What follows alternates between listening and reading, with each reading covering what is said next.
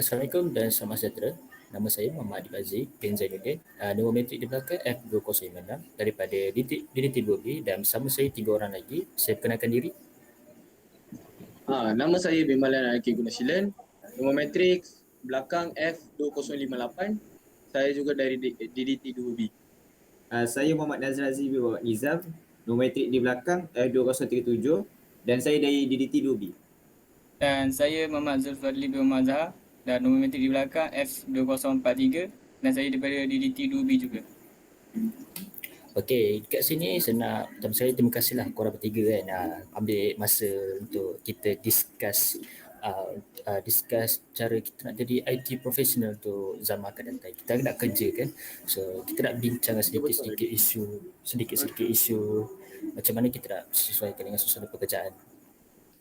Jadi lepas tu dari sebagai contoh lah dekat satu permasalahan yang kita boleh ambil macam satu pekerja ni IC nama dia dekat apa tu, dia merupakan pekerja megah holding untuk eksekutif jawatan IT lah, eksekutif. Lepas tu dia seorang staff yang bagus, kemudian dia punya etika laku yang baik, mempunyai profesional tersendirilah. Tapi satu je masalah dia lah, tu yang saya tak dapat pasti kenapa masalah. Dia fikir selagi dia buat kerja dia, buat cara dia, dia fikir semua tak kisah pun jadi kerja dia siap kan. So ini mungkin dia akan beri impak negatif untuk masa depan dia lah kalau dia ada fikiran sebegitu. Lepas tu macam ni lah saya akan beri sikap-sikap yang perlu kita ada lah untuk memajukan diri kita lah. Okey, Bimalan lah. Saya start dari Bimalan lah boleh? Boleh Dik, boleh. Lepas tu korang berdua pula? Boleh. Okey, boleh. Okey lah Bimalan, untuk paling basic dalam diri kita dalam pekerjaan, perlukah kita soft spoken dalam pekerjaan kita terutama sendiri sekali? Terima kasih Dik. Memang Dik, macam yang situasi bagi kan staff, sebagai staff IT professional, saya rasa lah, dari pandangan saya kita mesti kena soft spoken, be polite to our customers lah. Sebab sebagai IT professional kita selalu communicate dengan kita punya customers. Okay.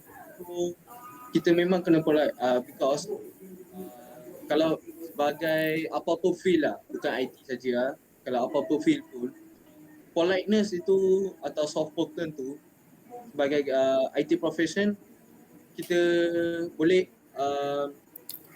respect our customers feeling and be aware apa dia orang thinking lah. Politeness bagi kita improve our relationship with our customers, so we are easy to communicate with them. It's constantly being like welcoming them, like giving them like respect, using their names like sir, because like mostly of our customers don't like talking with our friends because they are customers. We are as a IT profession, they are always think to get some respect from us. So when talking politeness, yang tu bagi macam respect pada diorang lah. Diorang akan memang like next time they will come back to us like IT professional. If any doubt, they will come back to us. And talking politeness also like giving the workplace a good environment. Contoh, kalau kita cakap dengan kawan yang tu lain. Kalau kita cakap dengan kita punya colleagues, working colleagues, macam bagi respect, talking good to them. It shows our good personality, good attitude of us. Lepas tu, talking politeness, it gives like good communication in both ways. It's important to allow customers to express their view. Like contoh diorang nak tahu tentang apa-apa produk atau apa-apa service diorang nak. Kalau kita cakap dengan polite dengan diorang feel more comfortable to talk with us. So they also get knowledge. We can talk to them like in details about what's the problem. So if they are good customers, like they are so positive customers, they will talk to us like, okay, they will understand our situation if we talk too polite to them. If they talk rude to us, then kalau kita cakap macam kita pun bagi rude dengan dia orang, memang lah Oh, kita akan ada argue. So memang ni politeness, talking in good soft manner is really um, important in IT professional because it's help to us to build strong relationship between customer and staff.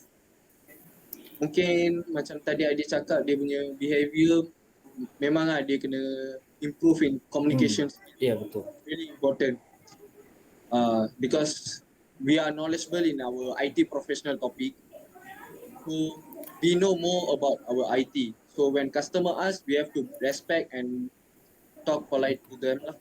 This Saya is faham. my Oh, this is my view from mine lah as IT professional. saya faham Malan. Jadi macam kita kita kena mula dulu untuk being politeness lah kan. Untuk Ya, ya betul lagi. kita kena mulakan dulu, barulah orang yang tersebut akan rasa wah dia orang ni bagus, so saya kena respect dia juga. So korang setuju korang berdua? Yang lain? Ya, saya setuju dengan Bimalan. Apa yang dia cakap tu. Setuju. Ini sangat betul. Lepas tu saya ada okey, saya ada lagi seterusnya.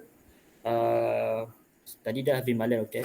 Kita akan mula pada Zulfadli lah. Saya nak bagilah kan. Bila sebut tentang masa kan, semua tahu kan masa itu masa perlu dihargai kan.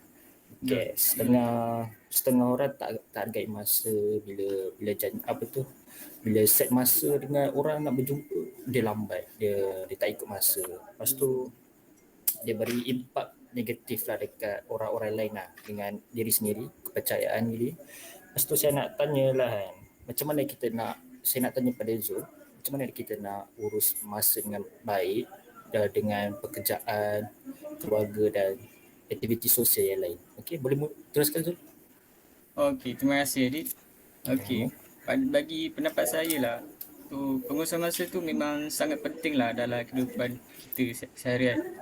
Sebab pengurusan masa tu kalau tak ada pengurusan masa, so kita tak boleh nak manage masa kita antara nak bagikan pada kerja atau pada kehidupan seharian kita lah. So kita perlu ada lah buat satu apa orang kata, untuk dibagikan masa tu kita perlu pandai lah. Kita kena bijak lah dalam menggunakan masa tu. So kita kena perlukan lah wujudkan berbagai masa dalam kehidupan kita. So setiap kerjaan kita, apa yang kita buat tu, so kita akan tahulah waktu apa yang kita perlu buat, apa yang kita perlu pentingkan dulu. Kita utamakan apa yang dulu yang perlu kita lakukan sebelum nak kita buat sesuatu tu. So sekiranya tidak dititikkan berat dalam pengurusan masa dengan bijak, so dia bukan saja beri kesan negatif kepada kehidupan peribadi individu tersebut, so malah beri kepada prestasi pekerja itu sendiri. So prestasi pekerja itu pun akan merundum. So itu sangat tak baiklah kepada satu organisasi syarikat tu. So mungkin boleh jika berterusan, seorang itu boleh akan dikenakan tindakan disiplin atau boleh dihentikan bekerja. So sangat bahayalah kalau kita tak Dapati masa. Tak ada masa atau tak di apa tu? Tak hargai lah. Kira dia tak hargai kan. Yalah, setengah orang kan, dia bila dah tahu tempat kerja dia jauh, dia mesti datang lambat. Tu lagi lambat. Mesti kadang-kadang jam, kita pun kena check our timing awal sikit. Lagi awal apa lah, lambatlah tu susah. kita tak tahu pun yang mana tahu jalan tu jam ke ada accident ke, lagi lambat kita nanti. Tu lah. Kita kena aware. Betul. Okey. Terima kasih kerana bagi satu pendapat sendiri. Kami bersetuju kita bersetuju Ya, Setuju. Betul tu. Saya setuju dengan Zulfadli. Bagus. Okey, Dazran pula ya. Mas turn awak lah untuk bagi pendapat sendirilah. Okay, macam kita kan, kita berempat suka bergurau senda lah kan. Gelak sana gelak sini, kacau sana kacau sini kan. Macam Nazar sendiri dia suka kacau orang kan, walaupun orang tu buat apa still kacau kan. Betul, So betul. untuk menghiburkan suasana, menghiburkan keadaan. Tapi adakah tindakan bergurau, mengacau orang ketika sedang bekerja merupakan professional behaviour yang perlu diterapkan oleh kepada staff untuk release tension? Adakah itu perkara yang betul? Okay, terima kasih Dip. Ah. Dia macam ni tau. Dia setengah orang dia boleh terima gangguan tu as a gurauan biasa. Dia ada setengah orang dia ambil gangguan tu macam serius. Sebab ada setengah orang dia kalau buat satu kerja, dia tak boleh fokus benda lain. Dia akan fokus satu benda je. Ada orang dia macam dia buat kerja, dia boleh fun-fun. Dia boleh ketawa-ketawa untuk macam sebab biasalah buat kerja mesti stress kan.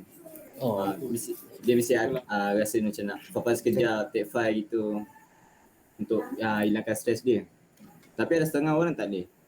So pendapat saya kat situ gangguan ni rasanya patut diberhentikan.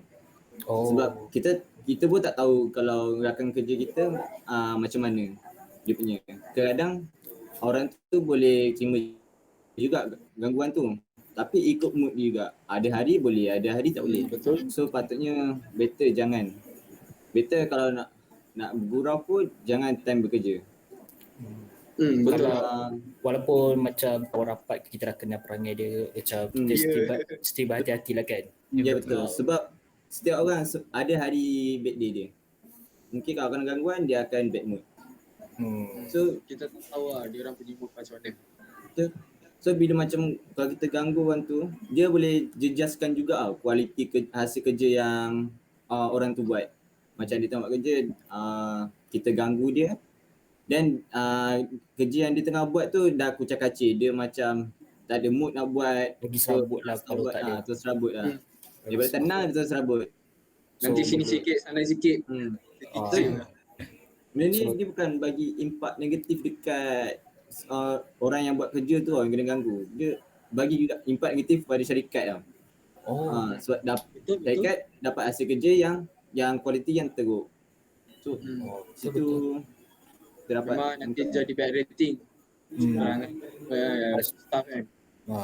Betul. Lepas tu mereka pun akan orang kata mungkin persahabatan mereka pun bukan bergolak, bergaduh kan atas gurau tersebut. Lagi diorang tu kerja under satu syarikat. So kalau diorang ada problem, so macam mana kan kita nak dapat chemistry buat kerja sesama. So dapat gangguan kat situ. So susah lah nak buat kerja bersama. Communication nanti. Communication akan tak ada. Hilang kat situ. Okay. Susah juga. Zul ada sikit nak tambah? Saya setuju dengan apa yang Muhammad Nazar Azim cakap tadi tu. Sebab tu memang betul lah. Sebab kita tak patut lah pun. Sebab waktu bekerja pun kita tak kadang ada masa kita boleh bergurau. Jadi itulah, kita kena jagalah batas-batas kita tu semasa tengah bekerja. Itu dah saja pendapat saya. Okay. Terima kasih Zul. Nampaknya macam sampai sini sajalah perbualan kita untuk perbincangan untuk jadi profesional IT behavior. Betul. Ialah kita pun tak lama lagi akan menjadi seorang, maybe kita akan menjadi seorang yang berjaya. Mungkin kita akan InsyaAllah. kita akan menjadi tanam sikap-sikap yang bagus dan menjadi IT professional bagus. IT professional. Sebagai contoh dan staff lain. Okay, terima kasih korang bertiga kerana memberi sedikit masa yang sedikit ni lah. Kenapa Adi? Boleh. Bila-bila masa masalah Adi. Okay, terima kasih semua. Okay, sama. Bye Adi.